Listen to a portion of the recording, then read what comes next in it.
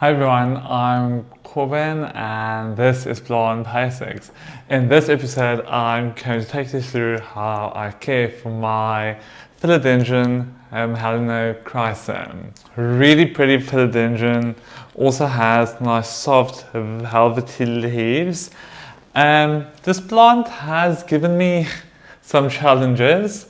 You can see this leaf seems to have some discoloration on it, but it does have a nice new growth point that's starting to come out, so fingers crossed. So the first thing I want to say about this plant is at first it kind of confused me because I placed it in kind of medium to bright light, and just let it, thought that it would grow. I've seen plants online and social media, grow fairly well, but this one hasn't really done all that well for me. So now I'm changing the culture the culture of how I care for this plant. I've now moved it into brighter light. I'm also going to up the humidity that I'm going to give this plant, so hopefully it will do better. I'm also going to now continuously try and keep this moist. At the start, I used to let this plant dry out too much, I think. So it really wasn't, it wasn't doing well. It produced a long kind of spindly growth that I cut off, and it's actually propagating now in water. So I'll see what I'll do with that. But the fact that this has a new growth point starting to come out, I think is very encouraging. So let's talk about light. Now, this is definitely a plant for brighter indirect light, no direct sunlight. I wouldn't even give this plant a bit of morning sun. I would just give it nice bright light, perhaps with a sheer curtain, to really give it that nice diffuse light, similar to a anthurium. Then the other thing is keep it moist. You want to really, keep it moist, not let it dry out. I've noticed that the roots are really actually very fine. So I think that they don't like to really dry out. So just keep it moist. But remember that watering would depend on your specific conditions. So you have to consider the temperature, you have to consider the pot that your plant is in, plastic or clay pot, and what type of potting medium.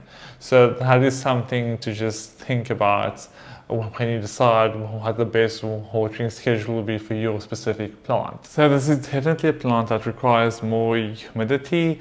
I would say around 70% would be a good measure. So definitely a humidifier, to really give it that nice high humid environment. In lower humidity, you can see the tips start to brown. I think this is what we have here. And I'm not sure what this is on this part of the leaf, but I've been given this high humidity, more light, and I'm very hopeful that it will produce a beautiful new shoot. This is also a plant that needs support, so a stake or a pole or something to really get it to grow upright. The ideal would be a sphagnum hosp pole, which I do want to convert this to later, so it can really start to grow into the pole and become a better plant with bigger leaves as it grows. That was what I wanted when I bought this plant. So the other thing to talk about is pests. So spider mites. I've noticed some spider mites on here. I took my plant to the shower. I rinsed it off completely, and I haven't really seen any more spider mites on this plant. The ideal could also be to use a neem oil solution that you use preventatively, really, to help combat spider mites. But yeah, it's just something to keep your eye on. Possibly also mealybugs, I'm not too sure. I haven't really noticed any mealybugs on this plant.